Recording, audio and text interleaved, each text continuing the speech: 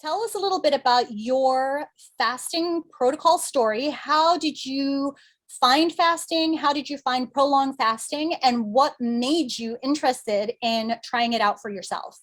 Yeah, great question. So, it always starts with yourself. Before you can uh, push protocols or concepts onto your community, you have to try and test it on yourself. Now, don't get me wrong.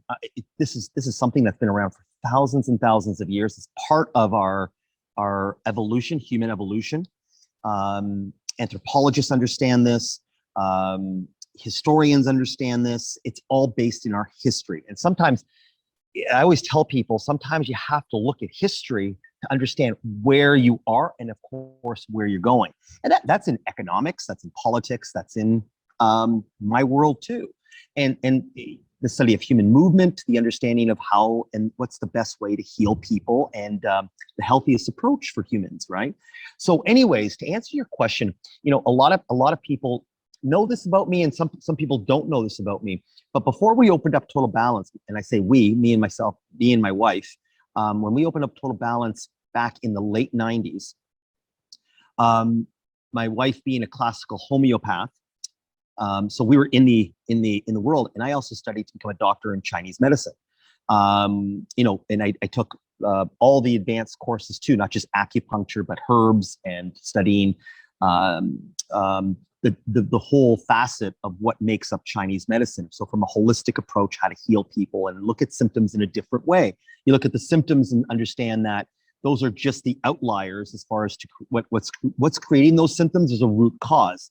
And just going back and understanding that you look at things from a holistic point of view. So not just what the symptoms are, but what causing those symptoms. It's like the tree. You look at a tree and you obviously see the fruits and the branches and the leaves and so on. But when you go down and you don't see what's underneath, which makes up most of what the tree is the health of that tree from the roots and the nutrition it's taking and so on. So anyways, not to make it go too long into this aspect of the story, but part of Chinese medicine was a concept called Pigu, Pigu, Pigu. And basically what it is was fasting, and so if you look at the history of Chinese medicine dates back 8 to 10,000 years. Okay. When you look at the old text and the history of it. So of course, human history goes further than that. But when you look at just Chinese medicine, for example, Pigu was a part of Chinese medicine. And so when you look at fasting and specifically prolonged fasting in human history, we went long. We're designed from a human body. When you look at the fueling concepts of what fuels us to have energy, we're designed to actually go for a long period of fasting. And we're able to do a lot of different things. We're able to be at peak performance in a fasted state. And most importantly, in what we use prolonged fasting in our reset protocols and helping people reach optimal health is that we use it to heal. Because we're under so much stress, because we're under so much issues with certain lifestyle choices, again, that we think might be good, but like eating 3 times a day, as an example, which is kind of the staple, or even what a lot of sometimes even trainers will say is graze all day, eat 6 meals a day, 3 main meals, 3 snacks a day, and not realizing that you're kind of going against your body's nature, so to speak. So, there's many reasons for it. So going back to your question, that was part of the concepts that I learned. And so going back to the late 90s, when I I think it was 1997 when I graduated from the Institute of Traditional Chinese Medicine in Toronto, that was a part of what we learned. And I was really interested in that. And so I would go 5 days. I would go 1 week. I would go, the longest I've gone was 16 days without food. Yeah. And so a lot of people are like, oh my God, that's insane. What happened to you? And to be honest with you, not a lot happened. From an obvious perspective, I didn't whittle away because, we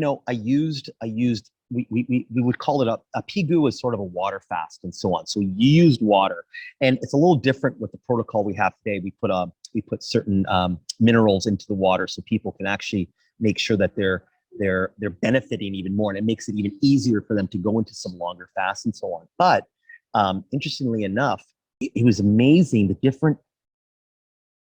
different symptoms that would come out, but then would pass. We call it sometimes a healing crisis, right?